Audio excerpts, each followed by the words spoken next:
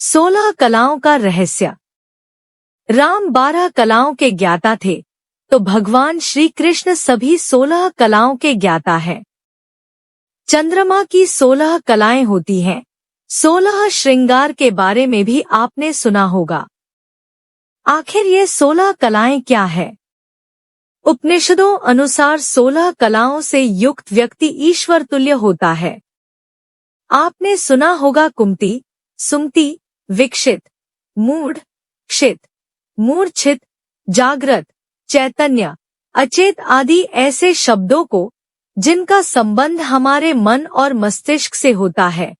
जो व्यक्ति मन और मस्तिष्क से अलग रहकर बोध करने लगता है, वही 16 कलाओं में गति कर सकता है। चंद्रमा की 16 कला अमृत, मंदा, पुष्प, पुष्टि, तुष्टि, ध्रुति, शाशनी, चंद्रिका, कांति, ज्योत्सना, श्री, प्रीति, अंगदा, पूर्ण और पूर्णामृत। इसी को प्रतिपदा, दूज, एकादशी, पूर्णिमा आदि भी कहा जाता है।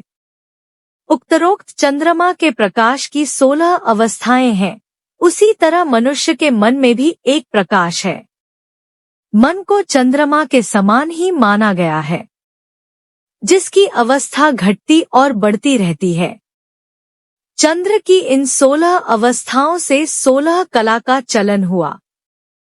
व्यक्ति का देह को छोड़कर पूर्ण प्रकाश हो जाना ही प्रथम मोक्ष है।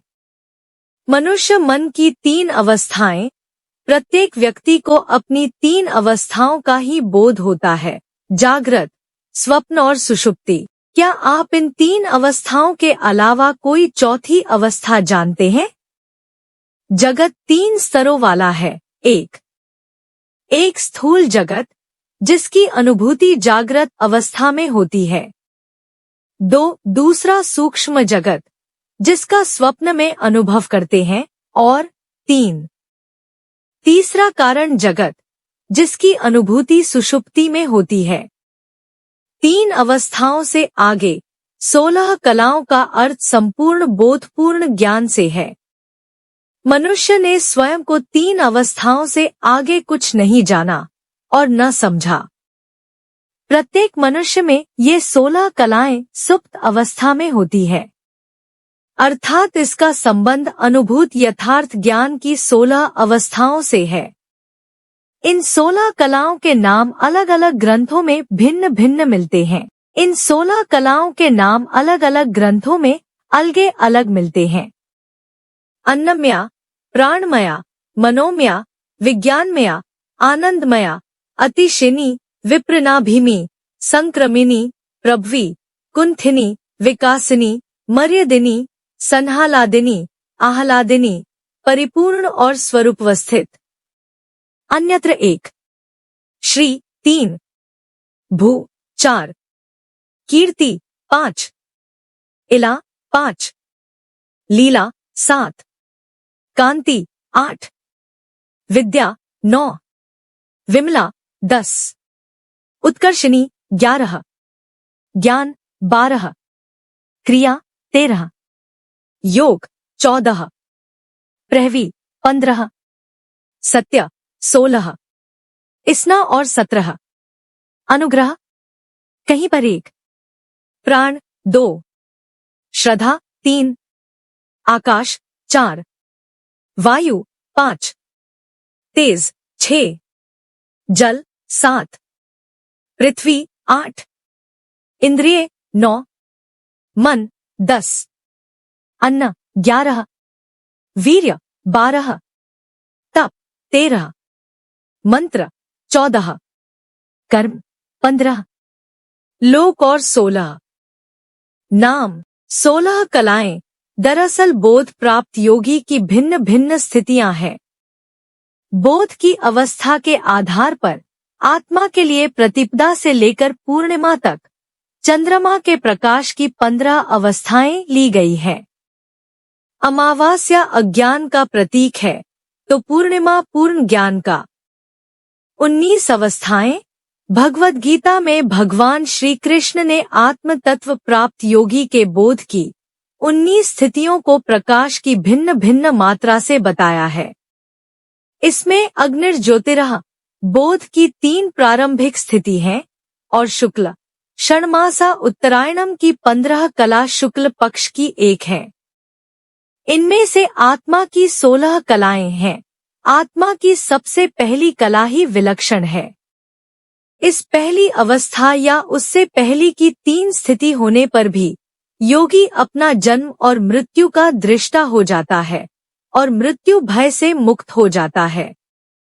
अग्निर्ज्योतिरः शुक्लः षण्मासा उत्तरायणम तत्र प्रयाता गच्छन्ति ब्रह्मा ब्रह्मविदो जना, अर्थात जिस मार्ग में ज्योतिर्मय अग्नि अभिमानी देवता है, दिन का अभिमानी देवता है, शुक्ल पक्ष का अभिमानी देवता है और उत्तरायण के 6 महीनों का अभिमानी देवता है, उस मार्ग में मरकर गए हुए ब्रह्मवेत्ता योगीजन उपयुक्त देवताओं द्वारा क्रम से ले जाकर ब्रह्मा को प्राप्त होते हैं। भावार्थ, श्री कृष्ण कहते हैं, जो योगी अग्नि, ज्योति, दिन, शुक्ल पक्ष, उत्तरायण के 6 माह में देह त्यागते हैं, अर्थात जिन पुरुषों और योगियों में आत्मज्ञान का प्रकाश हो जाता है, वह ज्ञान के प्रकाश से अग्निमय, ज्योतिमय, दिन के समान, शुक्ल पक्ष की चांदनी के समान प्रकाशमय और उत्तरायण के 6 माहों के समान परम प्रकाशमय हो जाते हैं,